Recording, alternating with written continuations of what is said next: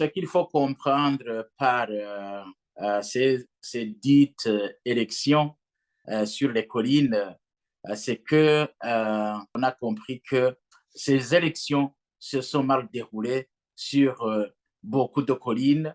On ne pourrait peut-être pas apporter une certaine appréciation correcte.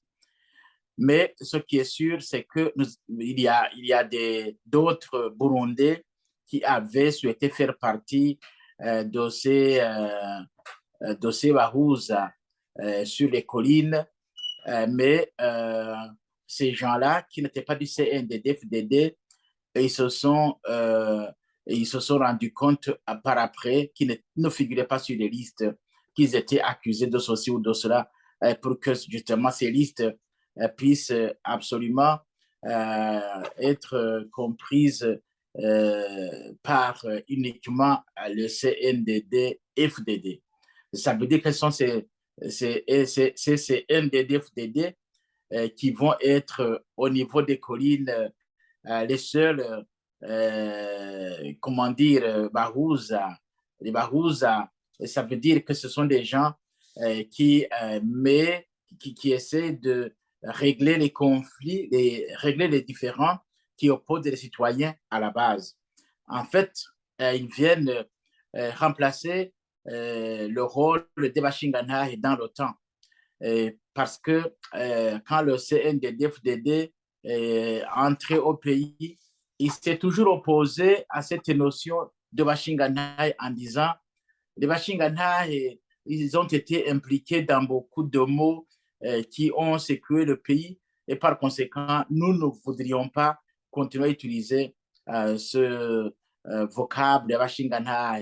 Et ils disaient qu'eux-mêmes, ils s'appellent des vagabonds, des hommes, tout simplement, des hommes, je ne sais pas, valeureux, on ne sait pas comment ils peuvent se qualifier, mais en tout cas, ils étaient gênés par ce vocable de Bashingana. Et parce que dans leur mentalité aussi, dans leur conception, c'était associé aux hommes de l'ethnie Tutsi qui jugeaient les autres. Je crois que c'est plutôt ça. Mais voilà, donc ils viennent de concrétiser leur objectif de remplacer concrètement sur le terrain la tradition de Bushingana par justement l'élection des Imbonerakure et tout en sachant ce que valent les Imbonerakure sur le terrain. Ce sont des hommes et des femmes qui font de la sécurité, qui menacent les uns et les autres, qui volent, qui pillent et qui violent de façon impunie parce que justement la justice les protège. Voilà ce qu'il y a.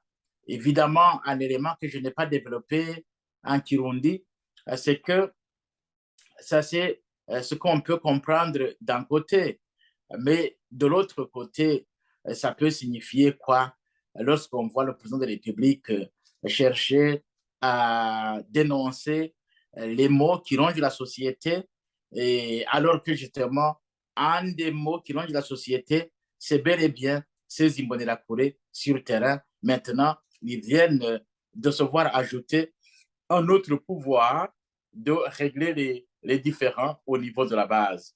Et ça devient justement une certaine contradiction, un certain paradoxe.